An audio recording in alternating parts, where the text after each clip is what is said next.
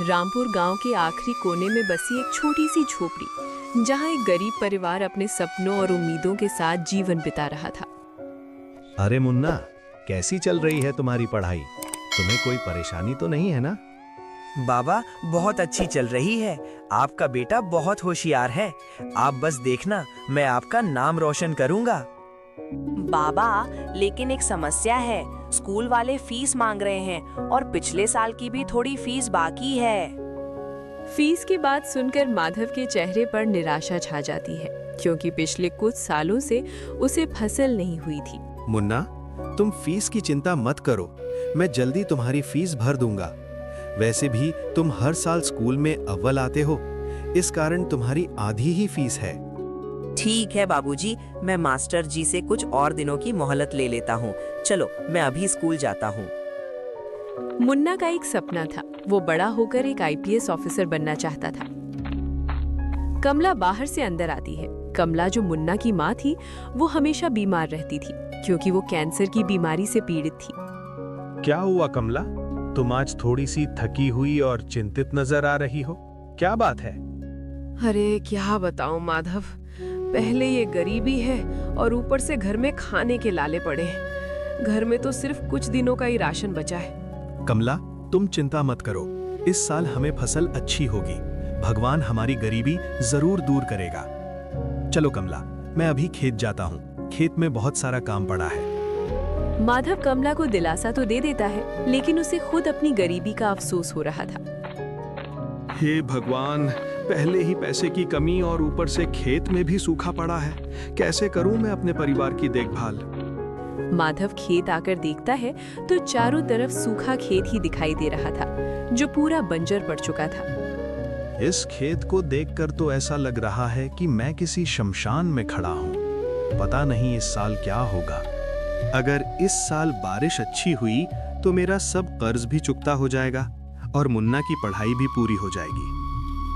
माधव के पास और कोई चारा नहीं था, क्योंकि उसका आखिरी सहारा बस वही खेत था जो उसके परिवार का सहारा बना था। माधव हर साल की तरह इस साल भी खेत में जी जान लगाकर मेहनत करता है।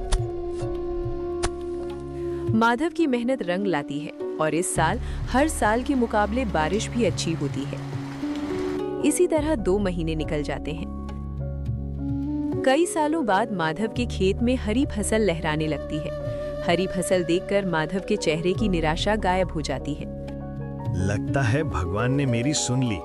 इस साल तो फसल बहुत अच्छी दिख रही है। ऐसी फसल रही तो आमदनी भी अच्छी होगी। माधव की खुशी ज्यादा दिन टिकने वाली नहीं थी। एक दिन अचानक जोरदार बारिश शुरू होती है। बारिश इतनी जोरदार हो रही थी कि चारों तरफ बिजली की कड़कड़ाहट के साथ तूफानी हवा चलने लगी। बारिश की जोरदार आवाज सुनकर माधव और कमला की आंख खुल जाती है। माधव, ये बारिश की आवाज तो कुछ ज्यादा ही भयानक लग रही है। लगता है बाहर बहुत तेज बारिश हो रही है। हाँ कमला, बस भगवान से इतनी दुआ करो कि इस तूफानी बारिश में हमारी फसल खराब ना हो जाए। अगर फसल खराब हो गई तो हमारे पास पैसे कहाँ से आएंगे? हम मुन्ना की स्कूल की फीस कैसे भरेंगे?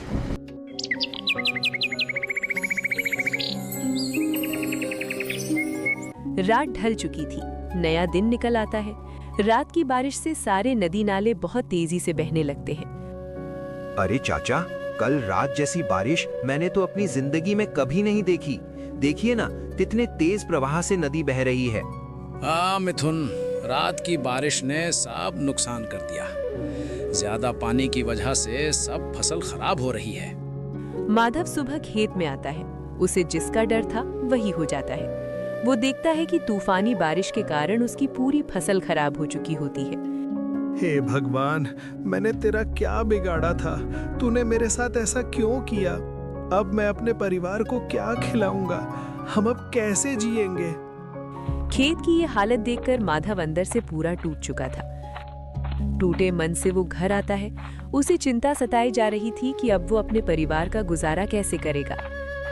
माधव जैसे ही दुखी मन से घर के अंदर आता है, कमला उसे देखकर समझ जाती है। माधव नम आंखों से कमला को सारी बात बता देता है। माधव, अब हम क्या करेंगे? हमारे घर में तो खाने के लिए कुछ ज्यादा अनाज भी नहीं बचा, ऊपर से मुन्ना की स्कूल की फीस। कमला, तुम चिंता मत करो, मैं पैसों का और खाने का कुछ ना कुछ बंदोबस्त कर लूंगा। माधव और कमला की बातें चल ही रही थीं कि तभी वहां पर मुन्ना आ जाता है और उन दोनों की बात सुन लेता है। बाबा, ये क्या हो गया? हमारी सारी फसल नष्ट हो गई। अब मेरे स्कूल की फीस कैसे भरेंगे? अगर स्कूल की फीस नहीं भरेंगे तो मुझे स्कूल से निकाल देंगे। नहीं बेटा, तुम्हें स्कूल से कोई नहीं निकालेगा। मैं पैसों का बंदोबस्त कर लूंगा। तुम पढ़ो और अपना आईपीएस बनने का सपना पूरा करो। माधव के पास अभी एक ही चारा बचा था, वो था गांव के साहूकार से कर्ज लेने का। कर्ज लेने के लिए माधव साहूकार के घर पहुंच जाता है। साहूकार जी, कृपया मेरी मदद कर दीजिए। कल रात की बारिश से मेरी पूरी फसल नष्ट हो चुकी है। कृपया मुझे कुछ पैसों की मदद कर दीजिए। साहूकार बहुत लालची था, वो हमेशा अपना फायदा ही सोचता था। वो लोगों की मदद तो करता था, लेकिन बहुत ब्याज लेता था। अरे आओ माधव, बैठो, हम शांति से बात करते हैं। हाँ तो बताओ माधव, तुम्हें कितने पैसों की जरूरत है? मैं तुम्हारी मदद जरूर करूंगा, लेकिन उस पर 30 तक का ब्याज लगेगा। ठीक है साहूकार जी, चल जाएगा, लेकिन मुझे पैसा लौटाने में थोड़ा वक्त लगेगा।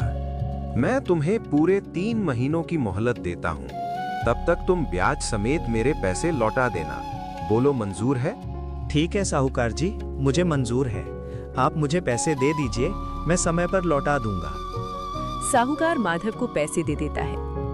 पैसा मिलते ही माधव के चेहरे पर खुशी झलक उठती है और वो पैसे लेकर घर आ जाता है। ये लो कमला, पूरे 10,000 रुपए हैं। इसे संभाल कर अलमारी में रख दो।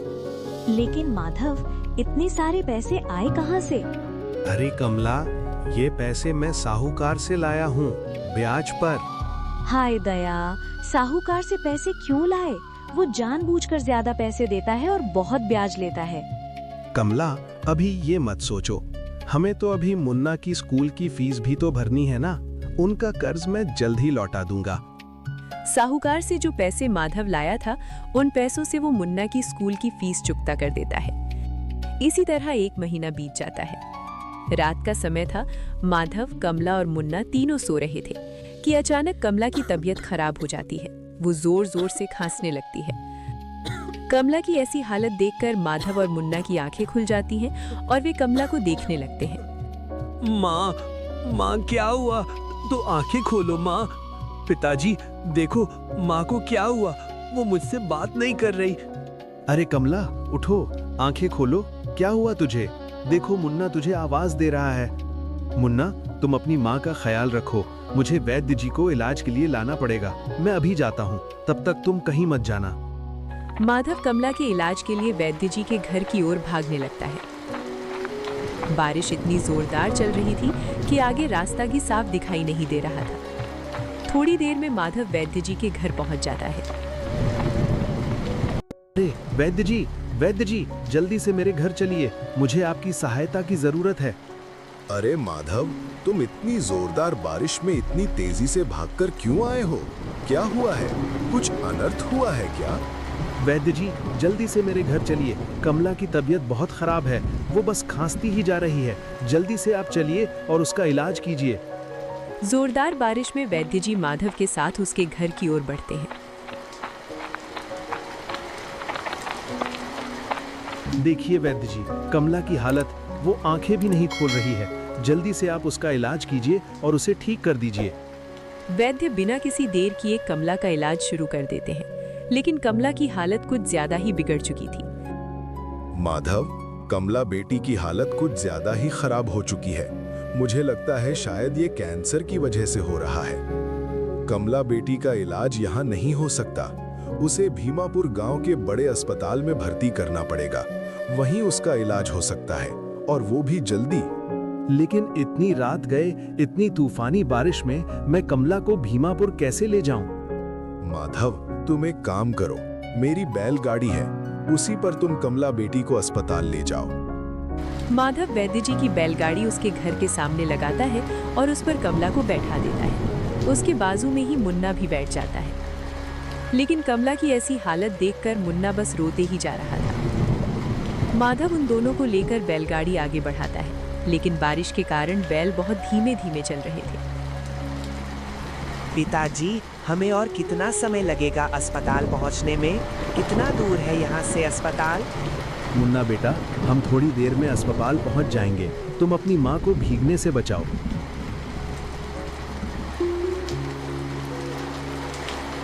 बारिश के कारण माधव को अस्पताल पहुंचने में लगभग 3 घंटे लग जाते हैं।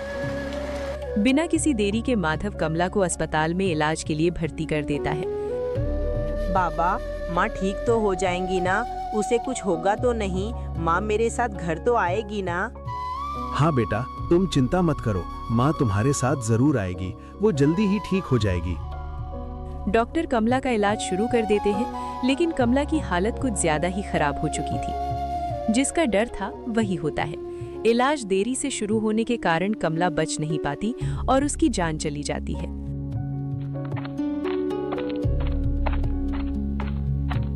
डॉक्टर, क्या हुआ? कमला की हालत ठीक है ना? उसकी हालत अभी अच्छी है ना?